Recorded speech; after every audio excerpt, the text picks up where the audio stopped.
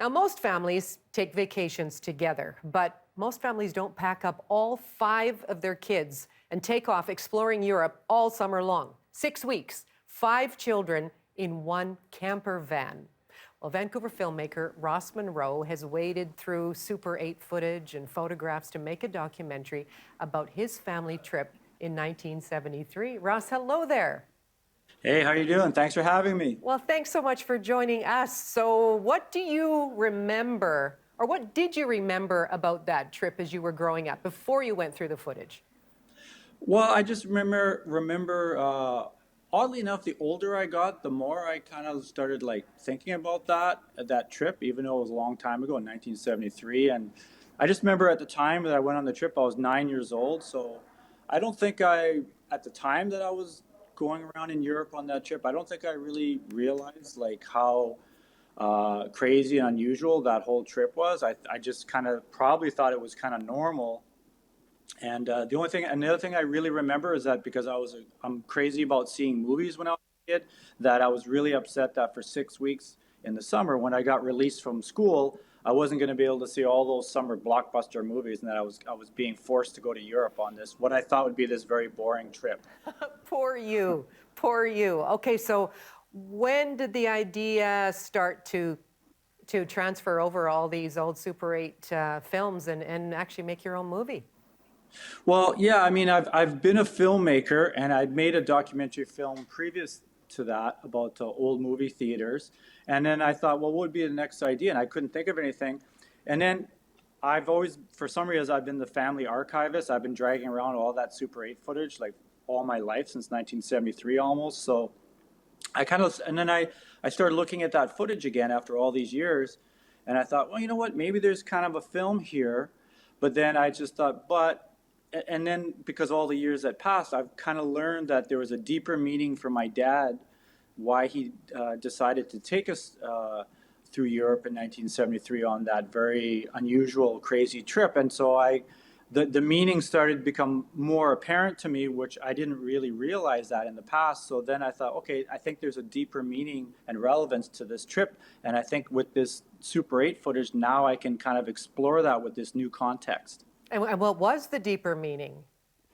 Well, I think what happened was I started finding out that, at the time, like I mentioned, when I was 9 on that trip, my dad was taking us to a lot of military monuments and things that sort of signified memories of when the Canadian military was there in World War II, like leading up to even when my father took us to a concentration camp at the time, what was West Germany. And of course, as a 9-year-old at the time, I couldn't really figure out, why we were going to all these, seemingly unusual places that are not typical tourist destinations. And then that's why I think, and then later on, I realized he was trying to connect us, his kids, to the memories that he had growing up when his own father was fighting for the Canadian Allies in World War II in Europe. And so he wanted that trip was a way for us to kind of all connect together and retrace my grandfather's steps when he was fighting.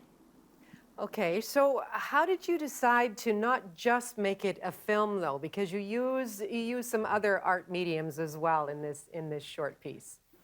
Right. Yeah. Like I wanted to, use the Super 8 footage that we actually took on the trip as sort of like the core, but I really wanted, like you said, I wanted to surround it, to really fill it out and and make it more cinematic that's why we created original animation. We used some stock footage. We built up, the context of explaining to people what it was like in the 70s. And we just tried to use a lot of different kind of mixed media because we just wanted to create a more expansive cinematic look. We didn't want it to make it look like just a bunch of holiday Super 8 footage that was just kind of on a personal family level. We wanted to open everything up and make it more of a film and more universal for anybody to watch it.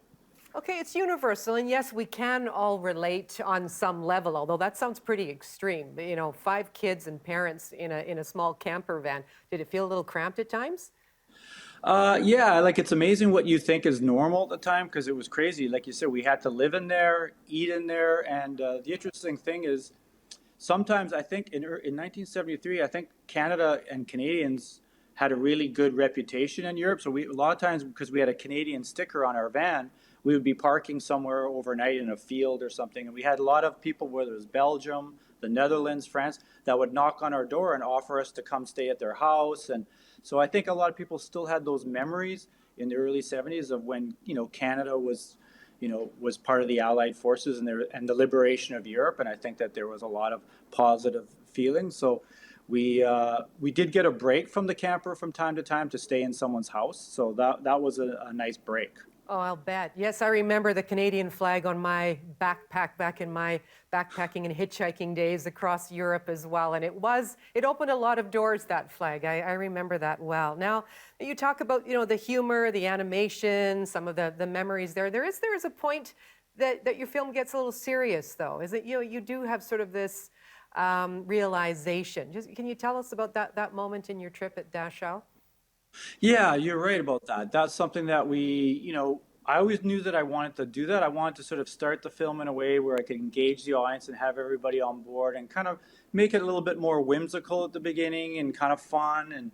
And I always knew that tone change was going to come later in the film where, with the realization looking back as I narrate the film about the seriousness of my father's intentions on why he took us on that trip and how it was connected to his memories of my grandfather fighting in World War II Europe, I knew that, that was going to be the really tricky part of the film, was to get that tone change where it does get more serious. And then we go into a whole scenario and a whole series of scenes that go back in time and kind of reimagine what it was like for my grandfather to be fighting in Europe in World War II, as imagined through the eyes of my father, who was 12 years old, growing up at the time when my grandfather had to leave for Europe. So that was tricky. And so, and luckily, I think, talking to people that have seen the film, like I think we were able to sort of navigate that tone change where it got more serious. And I think that ultimately, I think that gives the film,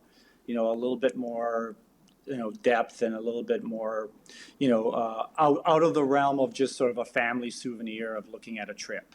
Okay, so ultimately, looking back on it now that you've completed your oeuvre, what did all of this experience and this trip down memory lane ultimately teach you about exploring, I guess, exploring our past and exploring other places too?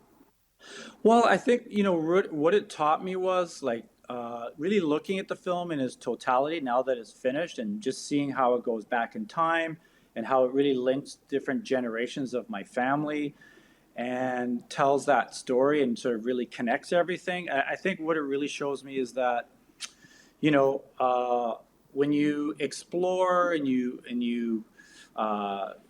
either exploring the past or the present, it's amazing how everything is very interconnected. Like, and so like with this film, we have, it really kind of ties together how, like what my grandfather did in the 1940s fighting in World War II in Europe, and then how that affected my dad. And then looking back at how that affected us in terms of us going on that trip and kind of walking in those footsteps. It kind of showed me that, when you look back in the past and explore the past, it's amazing how it all ties together to the present and how everything in the past somehow seems to connect to the present and even to the future.